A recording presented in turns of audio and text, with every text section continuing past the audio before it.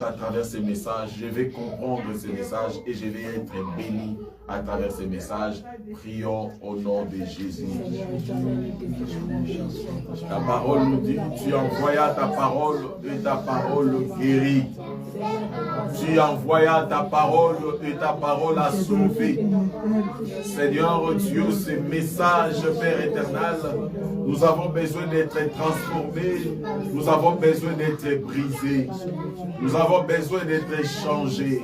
Nous avons, Seigneur Dieu, besoin de comprendre ces messages. Nous avons besoin, Seigneur Dieu, que tu nous orientes à travers ces messages. Nous avons besoin que, Seigneur, ce message change nos caractères. Nous avons besoin que ces messages, que ton esprit nous guide au nom de Jésus. Que ton esprit nous oriente au nom de Jésus. Que ton esprit nous donne la force. Nous avons besoin, Seigneur Dieu, de recevoir ces messages avec maturité. Nous avons besoin, Seigneur Dieu, que ces messages deviennent notre vie. Au nom de Jésus.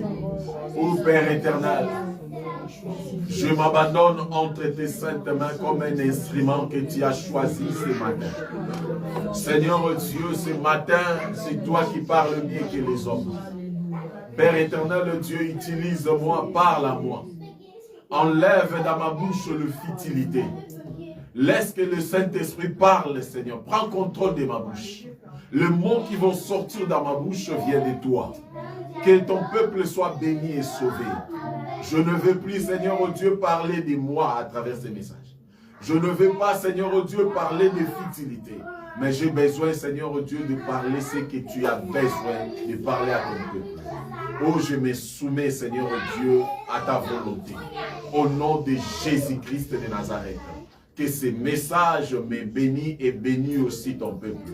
Au nom puissant de Jésus que nous t'acclamons, nous t'acclamons, nous t'acclamons. Et nous disons Amen, Amen, Amen. Shalom Église. J'espère que la semaine a été bonne pour nous. Dieu nous a protégés, Dieu nous a fait du bien. Dieu nous a visités. Amen. Amen.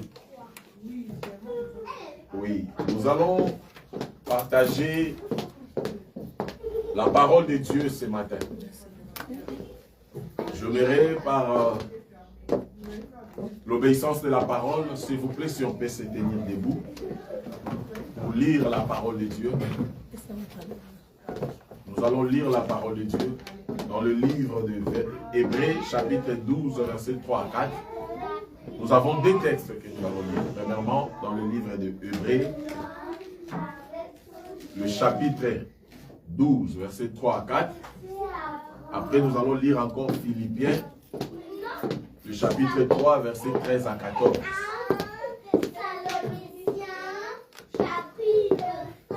Comprenons, parce que nous avons les codimes là-bas à côté. On n'a pas de choix. Et aussi sont en train d'être enseignés. Amen. Hébreux chapitre 12, versets 3 à 4. Je lis la parole de Dieu dans le nom de Jésus. Considérez, en effet, c'est lui qui a supporté contre sa personne une telle opposition de la part de pécheurs. Donc la personne, c'est Jésus-Christ qu'on est en train de parler. Il a supporté l'opposition de la part des pécheurs, afin que vous ne vous laissiez pas l'âme découragée. Verset 4. Vous n'avez pas encore résisté jusqu'au sang en luttant contre le péché. Alléluia. Amen. Philippiens chapitre 3, verset 13 à 14. Philippiens chapitre 3, verset 13 à 14.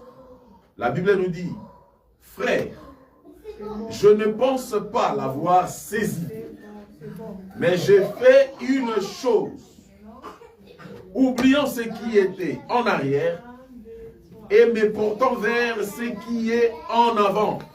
Verset 14. Je cours vers le but pour remporter le prix de la vocation céleste de Dieu en Jésus-Christ. On acclame la parole, on va s'asseoir. Amen, Église. Amen. Oui, aujourd'hui, c'est notre premier dimanche du mois de février. On est le 1er février et a coïncidé le premier dimanche du mois.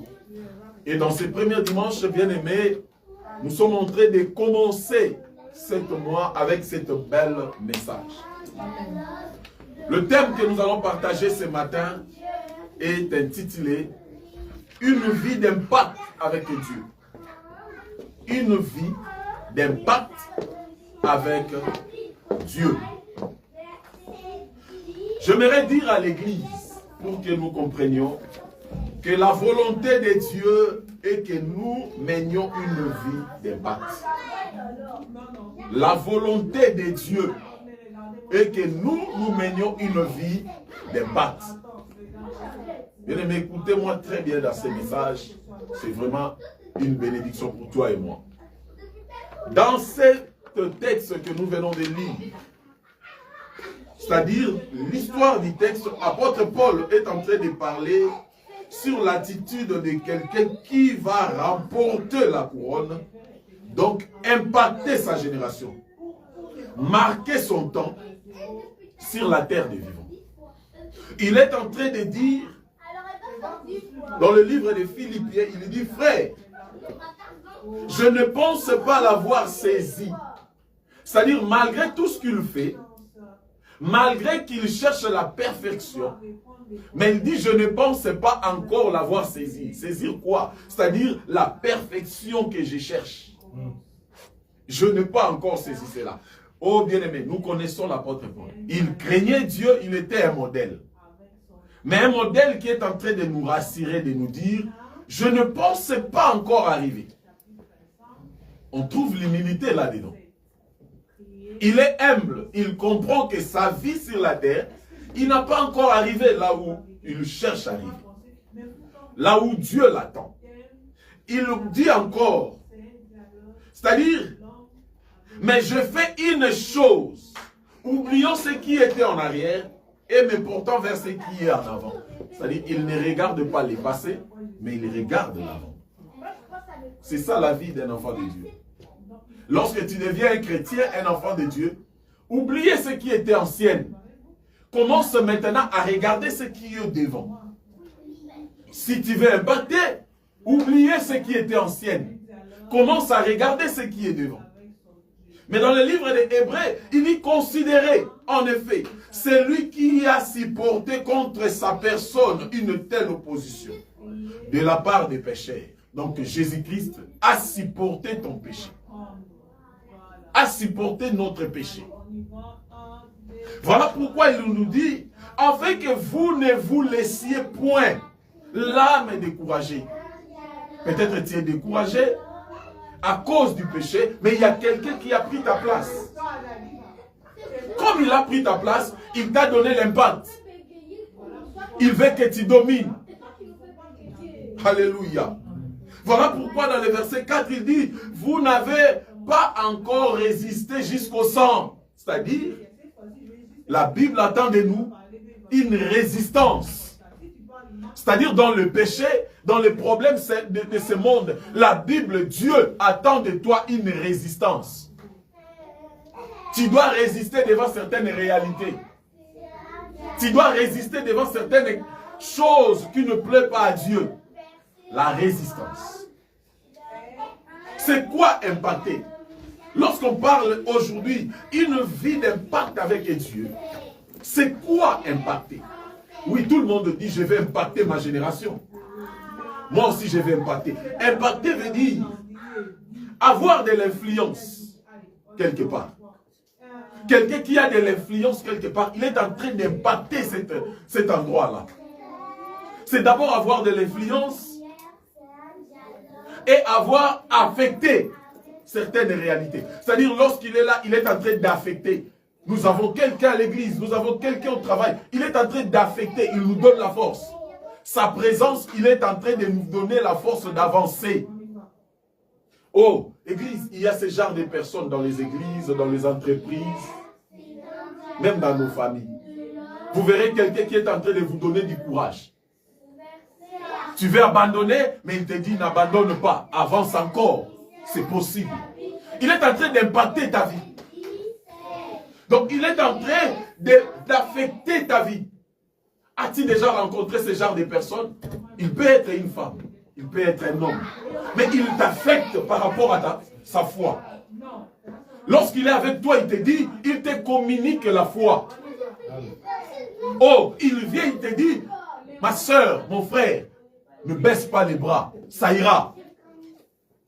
Ce sont ces genres de personnes que nous avons besoin tout autour de nous. Ce sont ces genres de personnes que nous sommes en train de chercher. Les gens qui affectent notre foi. Alléluia. Impacter, c'est marquer. C'est-à-dire quelqu'un qui a marqué sa génération. Il y a des gens que leurs noms sont restés à la Bible, écrits dans la Bible. Il y a aussi des gens que leurs noms sont écrits, bien aimés, dans les bouquins. Ils ont marqué les temps. Ces gens qui ont marqué les temps, ce sont des gens comme toi et moi. Alléluia. Les gens qui ont marqué leur époque, il y a des gens que nous lisons dans les bouquins. Tu verras les noms. Il y a des gens. Mais quand tu lis ces gens, ils n'avaient pas 4 jambes. Ils étaient les gens comme toi et moi. Si eux, ils ont eu à marquer leur génération, pourquoi pas toi? Alléluia. Amen. Tu dois impacter, bien-aimé. À la fin de ce message, tu dois dire, mais oui, moi aussi je dois impacter. C'est possible que tu impactes cette génération. Malgré que la Bible nous dit, ne vous conformez pas dans ce siècle-là. Mais nous devons marquer ce siècle. Nous devons impacter ce siècle. L'Église doit impacter cette ville. Par nos caractères, par nos bienfaits. Donc, c'est-à-dire, ce que tu fais doit aussi impacter les gens à dire que c'est lui-ci, c'est un homme à suivre.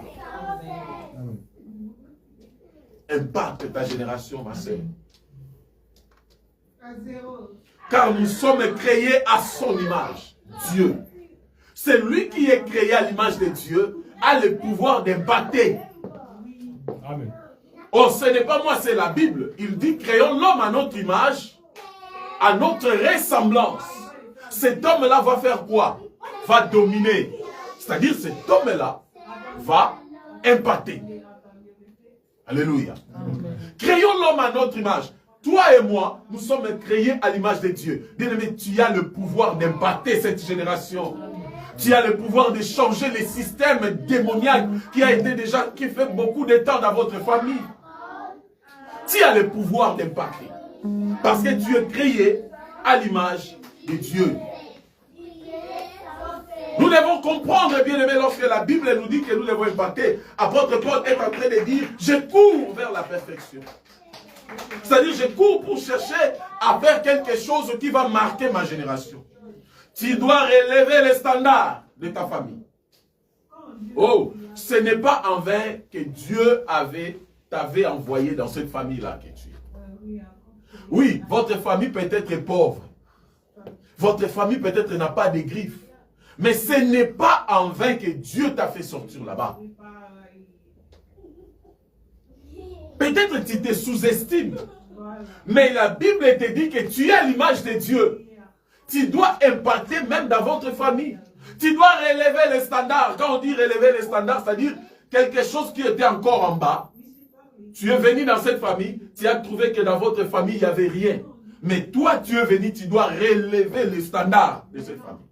Tu dois changer le système. C'est toi, ce n'est pas une autre personne que Dieu a choisi. Peut-être que tu ne sais pas que toi, Dieu t'a choisi dans ta famille là pour relever le standard de votre famille. Il y a des gens qui étaient sortis dans des familles pauvres. Mais aujourd'hui, leur famille, les gens commencent à parler de leur famille à travers eux. À travers eux. Ils ont relevé le standard de leur famille. C'est-à-dire, lorsqu'on parle de ces familles, on dit la famille de tel. Ah, c'est lui. Oui. C'est possible que toi aussi, tu relèves ce standard. On dit relever ce standard dans ta famille, dans ton pays, dans ton entourage. et dans cette génération même. Pourquoi pas on parle de toi dans cette ville? Pourquoi pas que tu impactes cette ville de Vierzon? Ceux qui ont impacté certaines villes, les qui ont animé. Alléluia. Amen. Si quelqu'un est en train d'impacter, au lieu de lui combattre, cherche à savoir quels sont les points forts de sa vie. Ce qui fait qu'il impacte sa génération. Au lieu de détruire cet homme ou cette femme-là, cherche à comprendre pourquoi il est différent. Alléluia.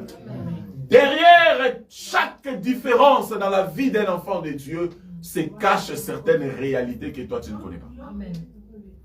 Derrière certaines différences, même chez les païens, quelqu'un qui ne prie pas, mais il a des choses qu'il est en train de faire, de réaliser dans ce monde.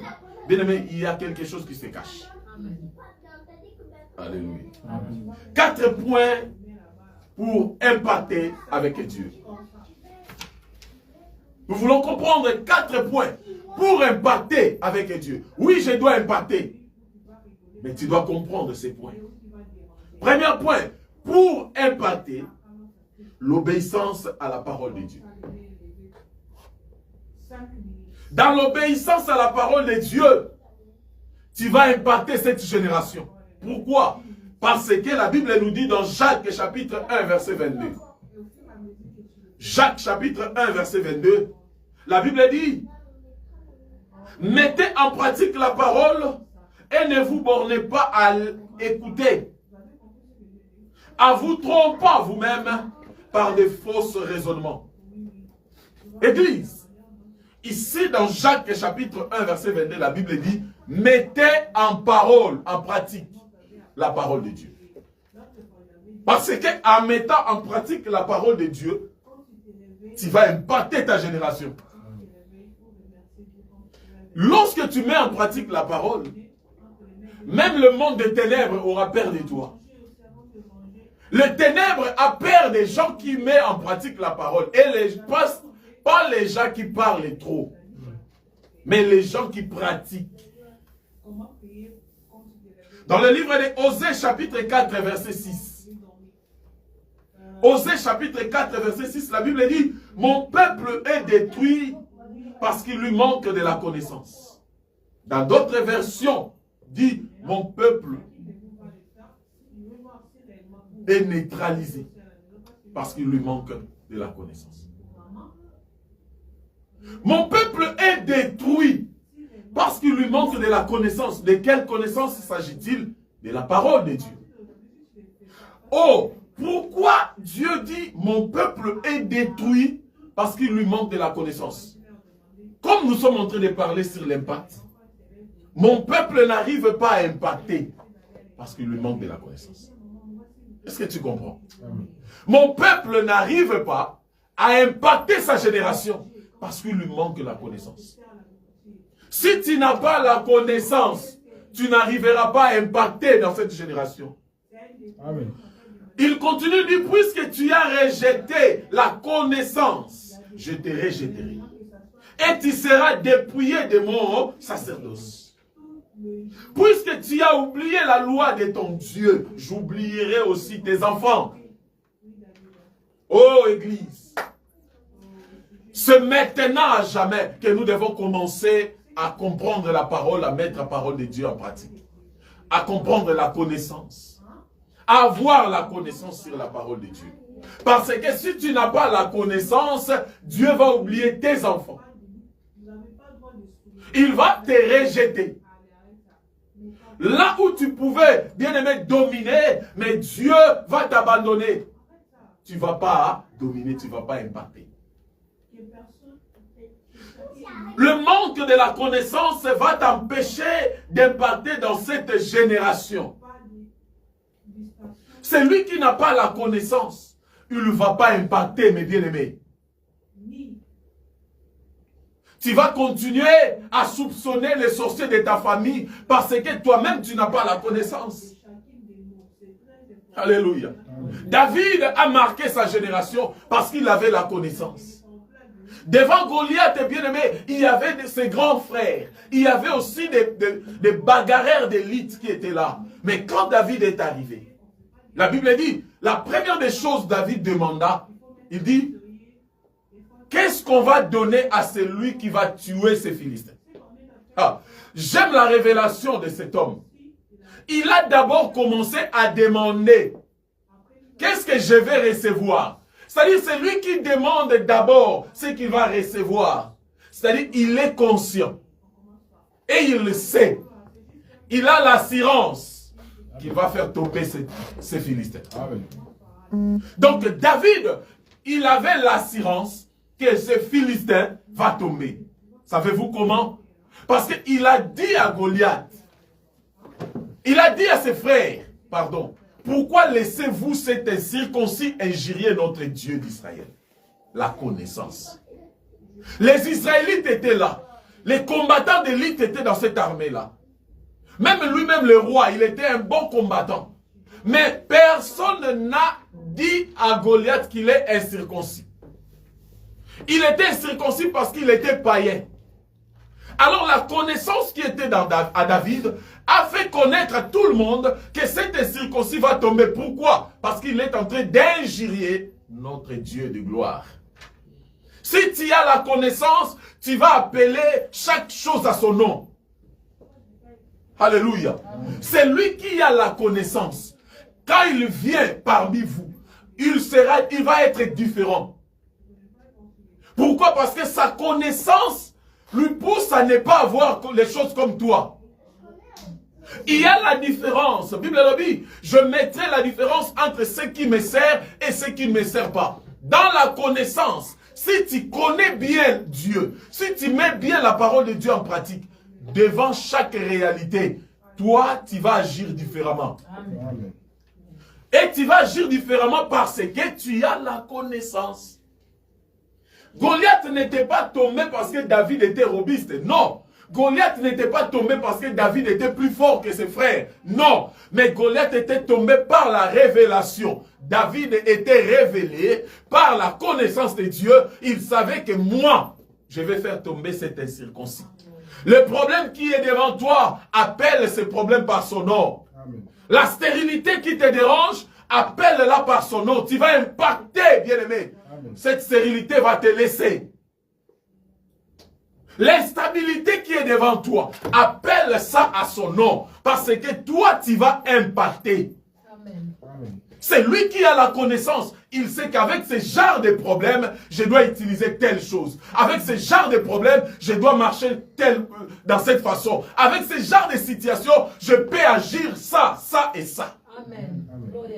Parce que tu as la connaissance. Nous sommes détruits aujourd'hui parce qu'il nous manque la connaissance. Même les enfants de Dieu, il y a des païens qui sont en train de nous dominer dans certaines réalités. Parce que la connaissance que nous avons, c'est juste venir à l'église et rentrer à la maison et rien faire. Tu es puissant. Amen. Dieu t'a doté avec des capacités de puissance que le monde des ténèbres sait. Mais le problème chez toi, la connaissance est petite. Même la Bible te dit, connais-toi toi-même, Israël. Réveille-toi, il faut que tu connaisses ce que tu es. Aujourd'hui, tu dois comprendre que tu n'es pas n'importe qui. Amen. La connaissance.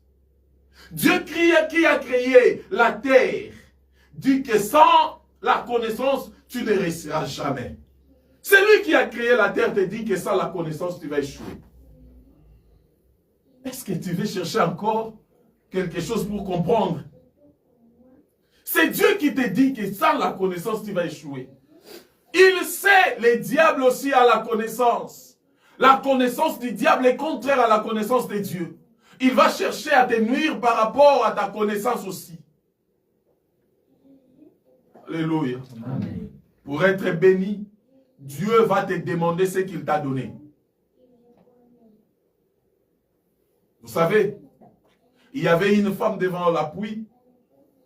Elle était en train de prendre de l'eau, de puiser de l'eau. Jésus est venu. Il lui a dit, donne-moi de l'eau. Lui dit, non, ce puits, ce n'est pas pour toi, ce n'est pas pour vous. Ce sont nos pères qui ont fait ça. Jésus-Christ lui a dit, je suis l'eau de la vie. C'est-à-dire, l'eau que je te demande, c'est moi qui a donné à tes pères. Donne-moi ça. Et Jésus commença à prophétiser pour elle. C'est-à-dire, Dieu, quand il vient dans ta vie, il va te demander ce que tu connais de lui. Amen. Et ce qu'il va te demander, comme toi tu connais, tu as la connaissance, cela va créer un pont. Amen. Entre la bénédiction et l'action qu'il va poser. Amen. C'est-à-dire, il va t'impacter par rapport à ta connaissance sur lui. Amen.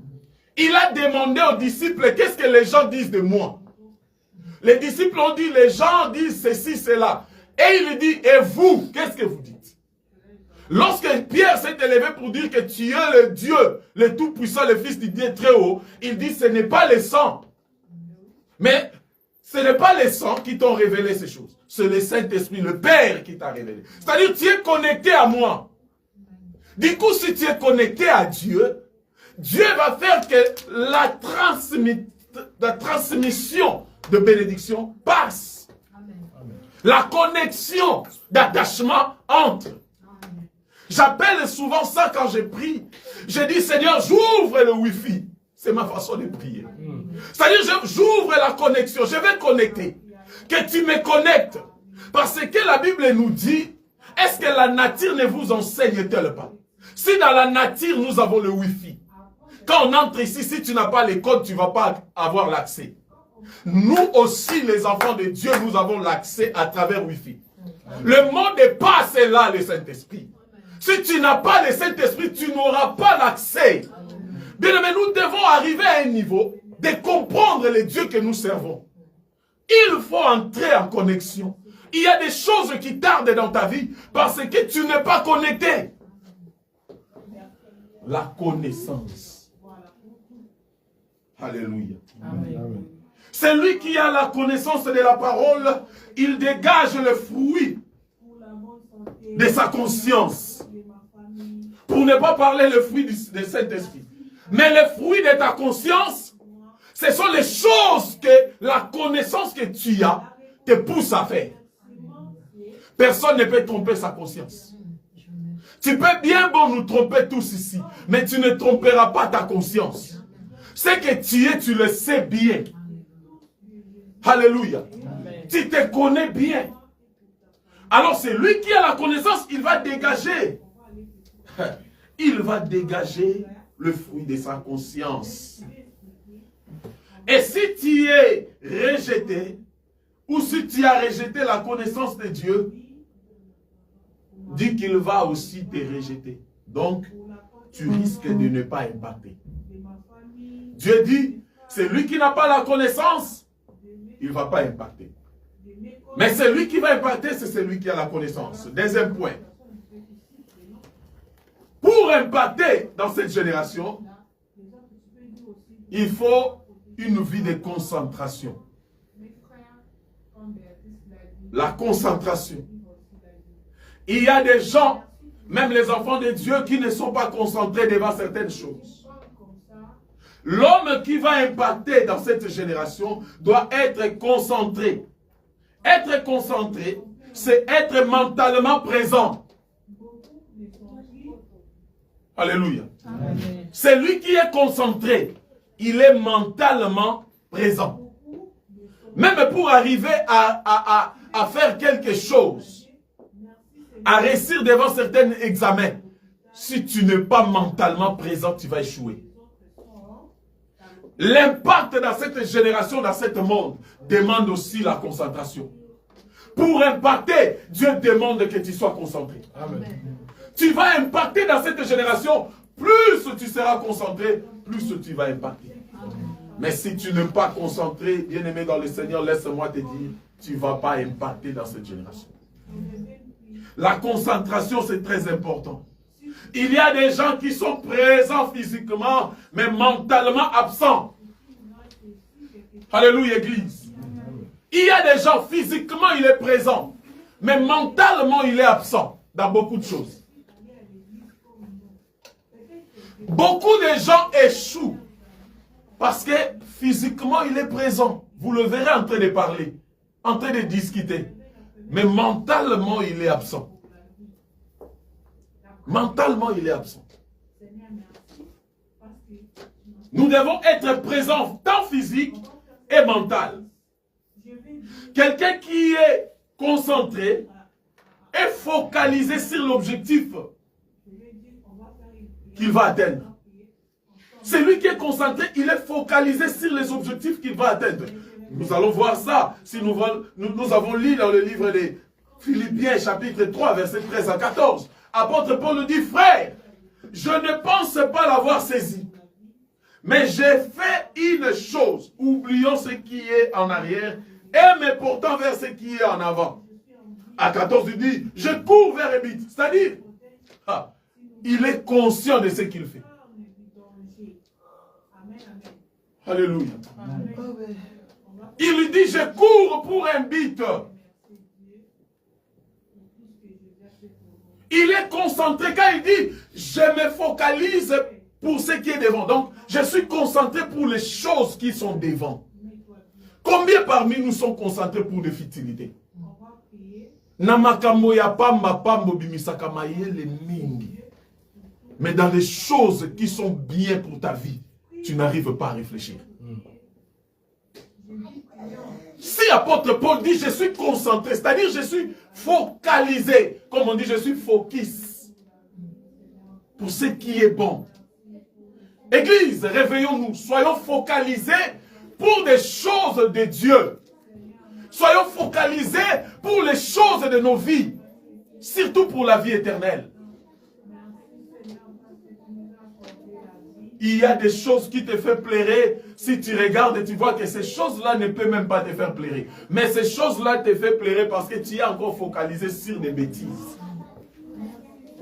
Penses-tu que cet homme-là va t'honorer? Peut-être il n'a pas ses pensées. C'est toi qui as ses pensées. Alléluia. Il y a des choses qu'il faut comprendre. Il y a d'autres réalités. Toi, tu ne sais pas, mais c'est lui qui est en face de toi, il sait ce qu'il fait. Même dans le domaine amoureux, bien-aimé, vous devez comprendre. L'homme qui t'aime, il sait qu'il t'aime. Mais toi, tu ne sais pas qu'il t'aime. Est-ce que vous comprenez ce que j'ai dit? Même la femme qui t'aime, c'est lui qui sait qu'il t'aime. Dans l'amour, deux personnes peuvent marcher ensemble. Mais peut-être il ne sait pas où est le vrai amour. Mais ils sont ensemble déjà. En train de marcher et en train de faire aussi les enfants. L'autre sait qu'il ne t'aime pas comme toi tu penses. Est-ce que ce que j'ai dit, vous comprenez? C'est une grâce de trouver quelqu'un qui t'aime comme toi tu penses. C'est une grâce. Amen. Lorsque deux personnes se rencontrent, ils ont le vrai amour. C'est une grâce. Amen. Parce qu'il y a trop d'hypocrisie dans cette terre des vivants. Vous verrez deux personnes qui dorment dans le même lit, mais ils ont de différents songes et différentes visions. L'autre pense que quand on va se réveiller, moi je pars acheter ma maison, lui, elle ne va pas savoir. L'autre pense que si je vais cacher. Ça se passe même dans la vie normale que nous sommes en train de vivre. Reste concentré avec Dieu. C'est Dieu qui va te révéler les choses cachées. Il dit, invoque-moi, je te montrerai les choses cachées, les choses que tu ne connais pas. Amen. Dans cette terre des vivants, bien aimés, il y a des choses qu'on connaît, il y a des choses qu'on ne connaît pas. Amen. Si Dieu t'ouvre pas l'oreille ou t'ouvre pas la tête pour comprendre, tu vas tourner en rond. Tu vas échouer, mes frères et sœurs. Toi, tu vas penser que tu es dans le bon chemin. Or, ce chemin-là, ce n'est pas pour toi. Toi, tu penses que je vis une vie normale. Or, Dieu te voit que c'était une erreur. Alléluia.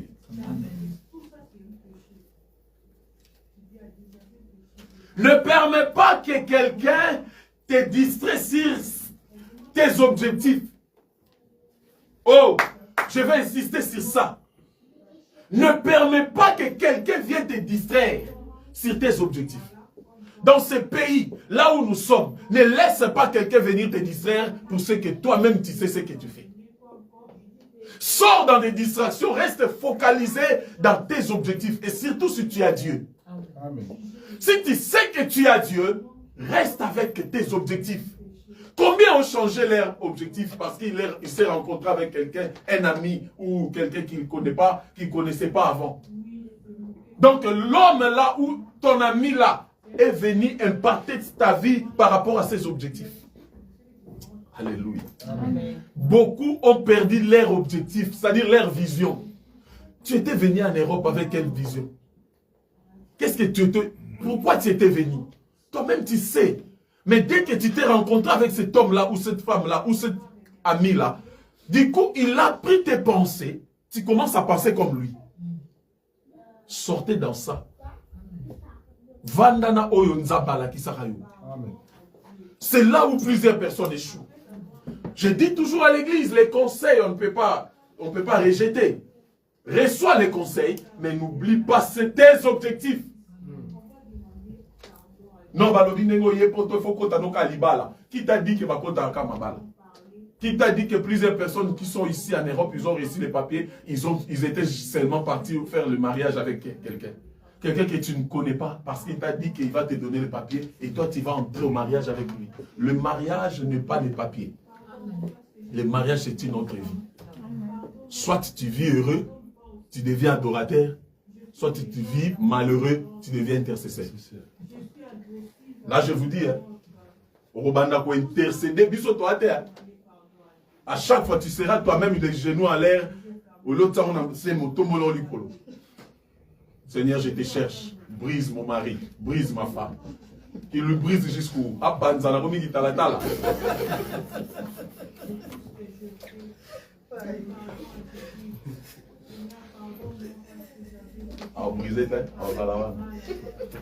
amen, Église. N'oublie pas, sois concentré. N'oublie pas tes objectifs. Ne travaille pas pour convaincre tout le monde. Tes objectifs doivent être en premier lieu. Amen. Tu travailles pour plaire les autres, mes frères. Non, je le fais seulement parce que je l'aime beaucoup. Oui, tu l'aimes, mais ne travaille pas pour plaire les gens. L'homme change. L'homme aujourd'hui peut te dire, moi je vais te bénir demain. Mais il arriva à 0 et il te dit, je n'ai pas ça. Il change. Tu fais tout pour plaire quelqu'un qui n'est pas même dans tes pensées. T'es tobota. Non, quelqu'un a déclaré dans la mairie, je vais aller, mettons un enfant. Ah, les enfants, ce sont des bénédictions que Dieu donne. N'allez pas déposer tes semences partout, mes frères. Tu peux déposer ta semence quelque part. Aujourd'hui, laissez-moi vous dire des choses, hein, parce que ce sont des réalités, nous devons en parler. Pour impacter, tu peux être freiné parce que tu avais créé une semence avec une femme quelque part, et cet enfant-là, cette relation-là, te réclame jusqu'aujourd'hui. Aujourd'hui, l'enfant peut-être à 20 ans, mais sa maman, elle parle des choses, si tu prends le téléphone, les choses qu'elle te parle, il te fait blesser, elle te fait blesser à tout le temps.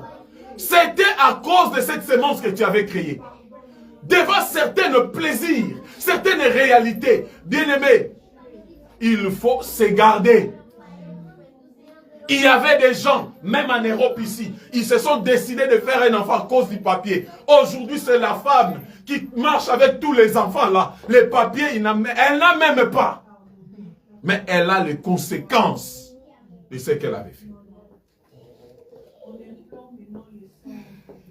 Tu vas impacter cette génération si tu es concentré.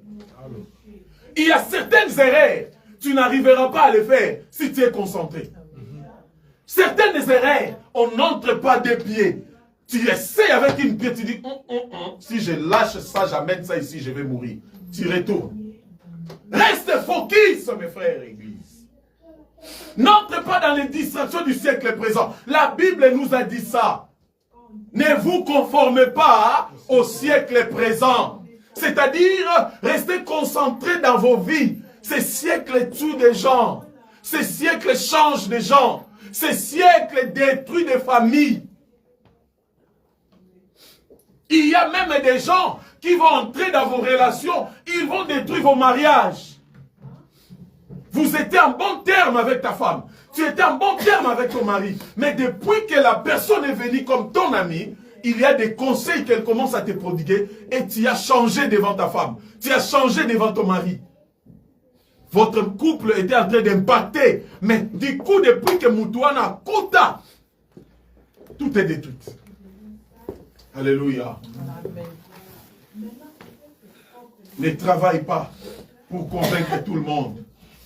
Troisième point. La discipline. Pour impacter avec Dieu, tu dois avoir de la discipline. Corinthiens chapitre 9, 1 Corinthiens pardon, chapitre 9 verset 27. 1 Corinthiens chapitre 9 verset 27. La Bible nous dit, mais je traite durement mon corps et je le tiens assujetti, de peur d'être moi-même rejeté après avoir prêché aux autres. Apôtre Paul dit, quand je prêche, maintenant je vais exercer ce que j'ai prêché. Maintenant je vais parler, mettre en pratique ce que j'ai parlé. Il dit, pour mettre en pratique les choses que je parle, les choses que je prêche, je traite mon corps durement. Vous savez c'est quoi? Écoutez, Église. La parole de Dieu nous pousse à obéir. Obéir à la parole de Dieu n'est pas facile parce que cette génération, il y a aussi des désirs contraires à la chair.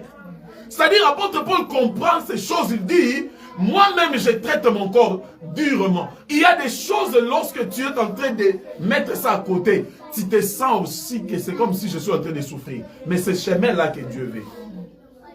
Il y a des choses que si tu ne veux pas le faire, tu sens le besoin. Ah, pourquoi pas moi? Je suis encore une jeune maman, une jeune fille. Moi aussi, je peux faire tel. Tu peux le faire. Tout m'est permis, mais pour impacter, tout n'est pas utile. J'ai besoin d'impacter. Je n'ai pas besoin d'être permis de faire n'importe quoi. C'est lui qui pense à impacter, il prendra certaines réalités inutiles. Je ne sais pas si vous comprenez. Amen. Tu veux impacter? Il y a des choses à sous-estimer. Il y a des disciplines à s'imposer. Qu'on ne vienne pas t'imposer les disciplines, mais toi-même, impose des disciplines dans ta vie. Je dis toujours aux femmes, cet adage qui dit que la femme c'est le 7e bête après les crapauds, moi je dis, ce n'est pas biblique. Hein? Ce n'est pas biblique. Et tu verras certaines femmes en train d'accepter certaines bêtises. Ah, nous sommes des 7e bêtes après les crapauds. Faisons seulement. Je vais le faire. Donc, toi, tu es 7e bête. Tu crois ça? On va te manipuler parce que toi-même, tu te sous-estimes. Combien de gens sont manipulés parce qu'elles se sous-estiment? L'argent, bien aimé, c'est l'homme qui le fait. L'argent, qu'on ne te trompe pas avec de l'argent. On peut te donner 10 000 € aujourd'hui. Si tu ne sais pas l'utiliser, ça va finir. Mais cherche la connaissance et l'argent, lorsque l'argent viendra, même 100 €. Toi-même, tu peux l'utiliser jusqu'à venir à 1 million. Quelqu'un qui a des millions, il te manipule. Mais toi-même, tu n'as pas la connaissance à savoir que si tu as un 100 €, tu peux changer le monde. L'ignorance. Alléluia. Donne-toi des disciplines dans ta vie, ça va t'aider. Alléluia. Ne quitte pas ton endroit pour aller faire du n'importe quoi parce qu'il t'a appelé, parce qu'elle t'a appelé. Non. Donne-toi des disciplines. Il s'agit de ta vie, mes frères. Il s'agit de ta vie. Tu avais déjà fait les choses, les erreurs dans le passé. Apôtre Paul le dit ça. Il dit, je me focalise pour devant. Pour ne pas regarder les choses en arrière. C'est-à-dire, mes péchés avant, je n'ai pas besoin de le porter encore sur moi. On est tous des humains. On avait commis tous des erreurs dans le passé. Mais je ne peux pas rester dans mes passés.